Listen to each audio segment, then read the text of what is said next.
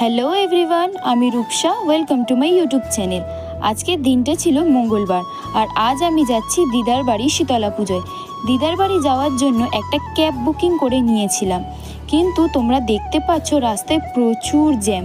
তাই আমি গাড়ির জানালা খুলে দিলাম যাতে একটু ঠান্ডা হাওয়া ভেতরে আসে। রাস্তায় যেতে যেতে দেখলাম অনেকে পুজোর গণ্ডি কাটছে। তারপর আমাদের গাড়ি বাইপাসে পৌঁছে গেল। 12টার দিকে আমরা পৌঁছে গেলাম দিদাবাড়ি। এটা হলো আমার দিদাবাড়ির এরিয়া।